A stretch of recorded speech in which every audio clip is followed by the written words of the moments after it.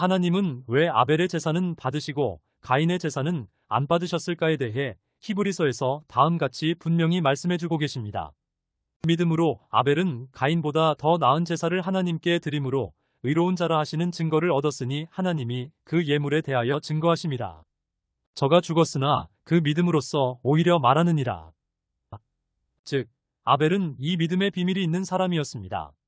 그리고 이 믿음은 하나님께서 분량대로 각 사람에게 나눠주신 하나님의 선물로 자기가 스스로 믿는 인간적 신념이나 생각이 절대 아닙니다. 이 믿음은 하나님께서 구원 얻을 각 사람에게 계시에 나누어 주시는 것입니다. 믿음이 오기 전에 우리가 율법 아래 매인받고 계시될 믿음의 때까지 갇혔느니라. 다음 마태복음 16장 17을 보시면 마음으로 믿고 입으로 시인한 베드로의 고백을 칭찬하신 예수님께선 이 깨달음을 베드로에게 알리신 이가 하나님 아버지라고 하셨는데 원어 성경에 보면 알리신이 아니라 계시하신 아포칼립토로 되어 있어 베드로의 이 믿음은 아버지께서 베드로에게 개인적으로 계시하신 것임을 분명히 하셨습니다. 예수께서 대답하여 가라사대 바요나 시몬아 내가 복이 있도다 이를 내게 알게 한 계시한 이는 혈육이 아니요 하늘에 계신 내 아버지시니라. 예수님께선 요한복음 6장 45절 말씀에서 아버지가 계시해 주심으로 믿음을 받아 가르치심을 배운 사람만이 예수님께로 올 수 있다고 말씀하셨습니다. 선지자의 글에 저희가 다 하나님의 가르치심을 받으리라 기록되었은즉 아버지께 듣고 배운 사람마다 내게로 오느니라. 더욱이 마태복음 15장 13절에서는 예수께서 대답하여 가라사대 심은 것마다 내 천부께서 심으시지 않은 것은 뽑힐 것이니라 라고 말씀하심으로 하나님 아버지께 그 동일한 믿음을 계시받지 못한 사람은 결국은 신앙생활을 지속하지 못한다고 확인하여 주셨습니다. 자기 힘으로 초자연적인 믿음 생활의 모양새를 낸다는 것이 불가능함을 지적하신 것으로 보입니다. 같은 맥락으로 사도 바울은 고린도후서 13장 5절에서 너희가 그 믿음에 있는가 너희 자신을 시험하고 너희 자신을 확증하라 라고 말씀하셨고 또 집사 직분에 남자 성도를 뽑을 때에 반드시 하나님께로 계시받은 이 믿음의 비밀이 있어야만 한다고 하셨습니다. 이와 같이 집사들도 깨끗한 양심의 믿음의 비밀을 가진 자라야 할지니 문제는 이 초자연적으로 받은 참된 믿음의 사람들이 대충 믿는 사람들에게 늘 핍박을 받아왔다는 것입니다. 그때에 육체를 따라 난 자가 성령을 따라 난 자를 핍박한 것 같이 이제도 그러하도다. 곧 아벨의 피로부터 제단과 성전 사이에서 죽임을 당한 사가랴의 피까지 하리라. 아벨이 하나님에게 믿음을 계시받는 구체적인 내용은 성경에 나와 있지 않습니다.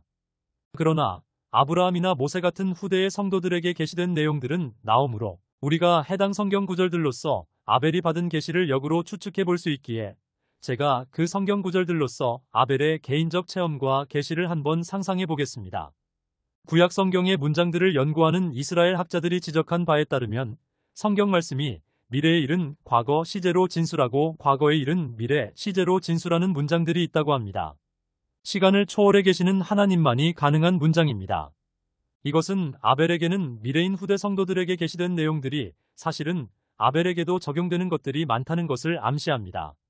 즉 믿음의 후배 성도들에게 계시해 주신 성경 구절들이 믿음의 선배인 아벨에게 계시하셨던 것들과 거의 유사하다라고 생각해도 절대 무리한 억측이나 주장이 아니란 것입니다. 자, 이제 아벨이 받은 믿음의 계시로서 하나님께서 그 예배를 받아도록 해준 그 믿음의 내용과 그 당시 아벨의 내밀한 내면 생활을 후대의 성도들에게 계시된 성경 말씀들로서 한번 상상해 봅시다. 아버지 아담의 진정어린 격려로 힘을 얻은 아벨은 밤이나 낮이나 눈물로 하나님을 찾았습니다. 다만 아버지 말씀 중에 마음에 걸린 점이 두 가지가 있었는데 하나는 아버지 아담이 이상하게도 동생인 자기를 보고 자기 기력의 시작인 장자라고 한 점과 형 가인에 대해서는 통말씀이 없으셨던 것이었습니다. 아버지가 왜 장자인 형을 두고 나보고 장자라고 하시는 거지? 헷갈리셨나? 또 형에 대해선 왜 아무 말씀도 없으실까? 아벨은 자기가 혹시 잘못 들었나 생각하며 심히 의아해했습니다. 또 하나는 아담이 하나님을 아버지라고 부르시면서도 동일한 그 하나님이 여전히 아벨 자신의 아버지라고 부르신 점이었습니다. 하나님께서 나의 아버지 아담의 아버지시면 나한테는 할아버지가 되셔야지 왜 나에게도 여전히 아버지가 되시는 것일까? 이렇게 되면 영 촌수가 꼬이는데 이상하네. 하여튼 외모를 예쁘게 단장하고 집안을 아름답게 꾸미는 데만 몰두하던 어머니 이브로선 도저히 감당 안 되는 둘째 아들 아벨이 맞긴 맞군요. 아벨은 가족들이 모르게 계속 기도하고 있었는데 그러던 어느 날 기도 중 비몽사몽간에 처음 듣는 사람들의 목소리가 하나씩 들려오기 시작했습니다. 여인에게서 난 사람은 사는 날이 적고 괴로움이 가득하구나. 내가 죄악 중에 출생하였으며 모친이 죄 중에 나를 잉태하였나이다. 중심의 진실함을 주께서 원하시오니 내 속에 지혜를 알게 하시리이다. 우슬초로 나를 정결케 하소서. 내가 정하리이다. 어찌하여 내가 모태에서 죽어나오지 아니하였었던가. 어찌하여 내 어미가 낳을 때에 내가 숨지지 아니하였던가. 어찌하여 무릎이 나를 받았던가. 어찌하여 유방이 나로 빨게 하였던가. 주께서 나를 젖과 같이 쏟으셨으며 엉긴 젖처럼 엉기게 하지 아니하셨나이까. 가죽과 살로 내게 입히시며 뼈와 힘줄로 나를 뭉치시고 생명과 은혜를 내게 주시고 권고하심으로 내 영을 지키셨나이다. 주께서 나를 태에서 나오게 하셨음은 어찌미니이까. 있어도 없던 것 같이 되어서 태에서 바로 무덤으로 옮겼으리이다. 내 날은 적지 아니하니이까. 그런즉 그치시고 나를 버려두사 저옥이 평안하게 하옵소서. 사람이 비록 100자녀를 낳고 또 장수하여 사는 날이 많을지라도 그 심령의 낙이 족하지 못하고 또 그 몸이 매장되지 못하면 나는 이르기를 낙태된 자가 저보다 낫다 하노라. 주께서 인생으로 고생하며 근심하게 하심이 본심이 아니시로다. 오호라 나는 곤고한 사람이로다. 이 사망의 몸에서 누가 나를 건져내랴.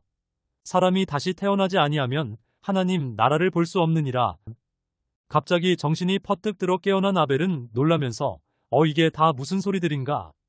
여인에게서 나지 않은 사람도 있다는 말인가? 또 여인에게서 난 사람은 왜 죄악 중에 출생했다는 것인가?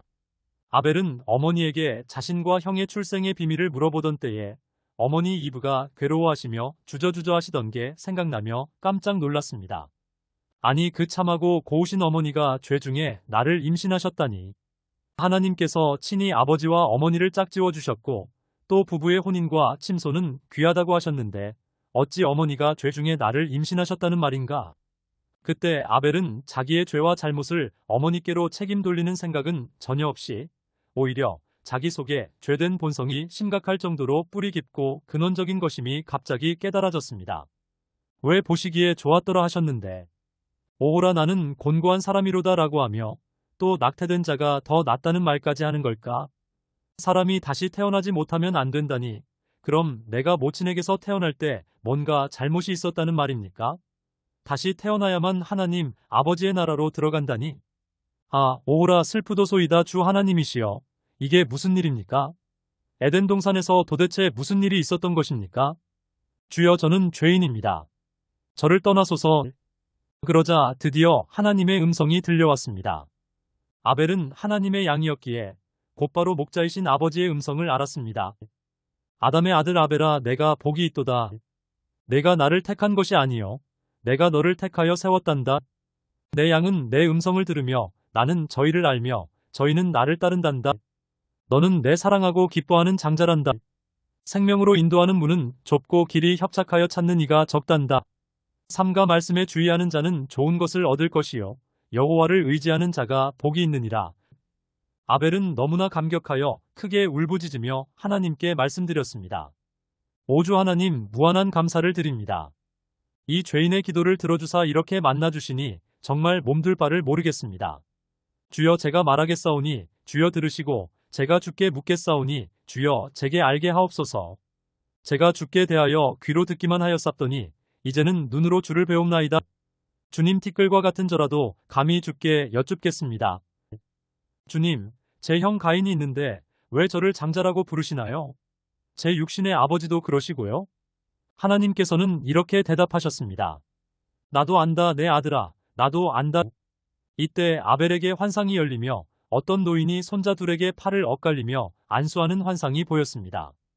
이어서 엄마 이브가 잉태한 환상도 보였는데 하나님의 음성이 들리기를 두 국민이 내 태중에 있구나. 두 민족이 내 복중에서부터 나누이리라 하시고 또 엄마 이브 옆에 있던 처음 보는 낯선 남자를 책망하시기를 내가 너의 씨로 여자의 씨와 원수가 되게 하리니 여자의 씨는 내 머리를 상하게 할 것이요 너는 그의 발꿈치를 상하게 할 것이니라. 천국은 좋은 씨를 제 밭에 뿌린 사람과 같으니 사람들이 잘 때에 그 원수가 와서 곡식 가운데 가라지를 덧뿌리고 갔느니라. 둘 다 추수 때까지 함께 자라게 둘 것이니라. 추수 때에 내가 추수꾼들에게 말하기를 가라지는 먼저 거두어 불사르게 단으로 묶고 곡식은 모아 내 곡간에 넣으라 하리라. 보라, 나중된 자로서 먼저 될 자도 있고 먼저 된 자로서 나중될 자도 있느니라. 이는 악한 자가 때와 법을 변개코자 하였고 위와 아래를 뒤바꾸려 하였기 때문이다. 내 형 가인같이 하지 말거라. 저는 악한 자에게서 났느니라. 아벨아, 네가 나의 장자니라. 아벨아, 너를 창조하신 주께서 이제 말씀하시느니라. 아벨아, 너를 조성하신 자가 이제 말씀하시느니라. 너는 두려워 말라. 내가 너를 구속하였고 내가 너를 지명하여 불렀나니 너는 내 것이라. 너는 나의 장성한 아들로서 나의 말씀으로 다시 태어났다. 이것이 새 생명이 태어나는 원래의 계획이었느니라. 너는 무릇 초태생과 내게 있는 생축의 초태생을 다 구별하여 나주 여호와께 돌리라. 수컷은 여호와의 것이니라. 모든 생물은 그 피가 생명과 일체니라. 육체의 생명은 피에 있음이라. 내가 이 피를 너희에게 주어다내 뿌려 너희의 생명을 위하여 속하게 하였나니 생명이 피에 있으므로 피가 죄를 속하느니라. 너희는 너희 각 사람이 어린 양을 취할지니 너희 어린 양은 흠없고 일련된 수컷으로 하되 양이나 염소 중에서 취하고 해질 때에 그 양을 잡고 그 수양의 전부를 단 위에 불사르라. 이는 여호와께 드리는 번제여 이는 향기로운 냄새니 여호와께 드리는 화제니라. 여기서 아벨은 생명은 생명으로 대속하는 하나님의 법을 깨달았습니다. 그래서 이번 예배날에 하나님께 예배를 이렇게 드려야만 함을 깨달았고 하나님이 자신에게 계시해 주신 대로 예배를 드리기로 했습니다. 그때 아벨에게 환상이 열리며 하나님의 거룩한 아들같이 보이는 분이 보였습니다. 그러면서 누군가가 보라, 세상 죄를 지고 가는 하나님의 어린 양이로다 후하는 소리가 들리자 아벨은 이분이 바로 아버지 아담이 자신에게 말씀하셨던 아빠와 자신의 구속자로 후일에 땅 위에 서 계시는 것임을 알았습니다. 그런데 갑자기 이분이 십자가 위에 매달리사 머리와 옆구리에서 피를 흘리시며 잘 모르는 방언으로 엘리 엘리 라마 사박다니 하시는 걸 들었습니다. 아벨은 너무 애통하고 슬펐고 자기 때문에 고통받으시는 것이 느껴져 이분한테 너무나도 죄송한 마음이 들었습니다. 하나님의 구하시는 제사는 상한 심령이라 하나님이여 상하고 통회하는 마음을 주께서 멸시치 아니하신단다. 그가 자기 영혼에 수고한 것을 보고 만족히 여길 것이라. 나의 의로운 종이 자기 지식으로 많은 사람을 의롭게 하며 또 그들의 죄악을 친히 담당하리라. 이때 아벨은 피가 육체의 생명이고 자신은 바로 아버지 아담에게서 피를 넘겨받아 아버지 아담의 모양 곧 형상대로 태어난 아버지의 씨인 걸 깨달았습니다. 즉 자신의 출생의 비밀은 무슨 물리적 나무의 열매가 아니라 아버지에게서 넘겨받은 피 생명으로서 어머니 몸속을 통해 잉태되어 세상으로 나온 것임과 또 어머니 이브가 그렇게 말하기 힘들어했던 동산에 있던 금단의 나무와 그 나무의 열매가 실은 어머니 이브와 어머니 몸속에 아직 작동이 시작되기 전에 태의 열매를 내는 재생산기관, 즉 생식기관 리프로덕티브 시스템즈 오브 오건즈임을 깨달았습니다. 나의 누이, 나의 신부는 잠근 동산이요 덮은 우물이요 봉한 세미로구나. 너는 동산의 샘이요 생수의 우물이요 레바논에서부터 흐르는 시내로구나. 나의 사랑하는 자가 그 동산에 들어가서 그 아름다운 실과 먹기를 원하노라. 너는 내 우물에서 물을 마시며 내 샘에서 흐르는 물을 마시라. 남편만이 하나님의 정하신 때에 잠근 동산인 여인의 근원을 합법적으로 열고 그 동산 안에서 기쁨과 사랑의 우물물을 길어서 마셔야 하는데 누군가 남편이 아닌 다른 남자가 자신에겐 금지된 동산의 빗장을 불법적으로 깨고 들어와 아담의 여인 이브의 근원인 태의 열매 생산기관인 생식기관을 건드려 자신의 씨인 가인을 불법적으로 잉태시킨 것이었습니다. 거기다 다른 남자를 통해 성의 비밀을 알게 된 이브가 자신이 그 남자의 씨 즉 옛뱀의 씨가 자신 속의 태의 열매로 이미 잉태된 줄 모르고 남편에게도 권하여 자포자기 체념한 아담하고도 그것을 먹음으로 남편 아담의 씨인 아벨이 또 잉태된 것입니다. 미련한 여인이 떠들며 어리석어서 아무것도 알지 못하고 지혜 없는 자에게 이르기를 도둑질한 물이 달고 몰래 먹는 떡이 맛이 있다 하는도다. 음녀의 자취도 그러하니라. 그가 먹고 그 입을 씻음같이 말하기를 내가 악을 행치 아니하였다 하느니라. 그래서 하나님께서 이브를 보자 마자 난데없이 뱀의 씨와 여자의 씨 두 씨를 말씀해 주신 것입니다. 이브 몸속의 생식기관인 자궁에 서로 다른 아빠에게서 온 두 씨가 이미 잉태되어 있는 걸 알려주신 것입니다. 이 현상은 복수북의 쌍둥이라고 불리우며 현대 사회에서도 극히 적은 빈도이지만 실제적으로 발생함이 의학계에 보고되고 있습니다. 우리가 눈여겨볼 점이 하나 더 있는데 예수님께서 벳세다 소경의 눈을 열어 주사 소경이 보기 시작하자 그가 난데없이 나무와 사람이 같은 것으로 보이기 시작했다고 성경에 기록되어 있는 것입니다. 성경의 저자이신 성령께서 사람에게 하필이면 나무라는 어휘를 선택하여 적용하셨을까요? 예수께서 소경의 손을 붙드시고 마을 밖으로 데리고 나가사 눈에 침을 뱉으시며 그에게 안수하시고 무엇이 보이느냐 물으시니 우러러보며 가로되 사람들이 보이나이다. 나무 같은 것들에 걸어가는 것을 보나이다. 이외에도 성경에서 사람을 나무로 비유한 곳이 아주 많은 것이 마치 자녀를 태의 열매로 비유한 곳이 많은 것과 마찬가지입니다. 복 있는 사람은 시냇가에 심은 나무가 시절을 좇아 과실을 맺으며 그 잎사귀가 마르지 아니함 같으니 그 행사가 다 형통하리로다. 무르시온에서 슬퍼하는 자들로 의의 나무 곧 여호와의 심으신 바 그 영광을 나타낼 자라 일컬음을 얻게 하려 하심이니라. 이와 같이 좋은 나무마다 아름다운 열매를 맺고 못된 나무가 나쁜 열매를 맺나니 좋은 나무가 나쁜 열매를 맺을 수 없고 못된 나무가 아름다운 열매를 맺을 수 없느니라. 아름다운 열매를 맺지 아니하는 나무마다 찍혀 불에 던지우느니라. 이러므로 그의 열매로 그들을 알리라. 이미 도끼가 나무 뿌리에 놓였으니 좋은 열매 맺지 아니하는 나무마다 찍어 불에 던지우리라. 사사기 9장에서는 기드온의 아들 요담이 배다른 형제 아비멜렉을 가시나무라고 말하였고 구약에서 하나님께서 느부갓네살 왕 등 고대 근동의 왕들이 거대하고 아름다운 나무이지만 회개치 못하면 도끼로 찍혀 음부 즉 지하 감옥에 떨어지는 운명임을 보여주신 성경 구절들이 많이 있습니다. 무엇보다도 요한복음 15장에서 예수님께서는 사람으로 오신 자신이 생명을 주는 참 포도나무 즉 생명나무임을 알리셨습니다. 여기서도 사람이 어떤 성경적 의미로는 나무로 표현됨을 알려주셨습니다. 자, 그러면 성경 말씀의 표현에서 생명의 나무도 사람이고 의의 나무도 사람이면 당연히 지식나무 선악도 사람일 수 있구나 라고 생각하는 것이 자연스러운 논리적 귀결이겠지요. 즉, 어떤 성경 맥락에서는 나무가 문자적 의미의 나무 즉 목본 식물이 아니라 영적이고 물리적인 존재, 즉 영과 신체를 같이 가지고 있는 사람으로 어떤 성품이나 행동의 열매를 맺는 영적인 나무로 표현할 때가 아주 많기에 이에 유의하셔야만 성경의 올바른 해석에 한 발자국이라도 더 다가설 수 있지 않을까요? 이런 것은 하나님의 모든 말씀을 한 말씀 한 말씀 경외하고 소중히 여겨야만 이해가 될 것이라고 생각됩니다. 자신의 현재 신앙관만을 고수하고 안주하려고 자신의 신앙관에 부합되는 어떤 한 말씀만 과도하게 강조하고 일견이와 부합되지 않는 듯한 다른 말씀을 소홀히 여기거나 배척하면 걸려 넘어질 것입니다. 왜냐하면 그 한 말씀도 하나님이 주신 생명의 말씀이기 때문입니다.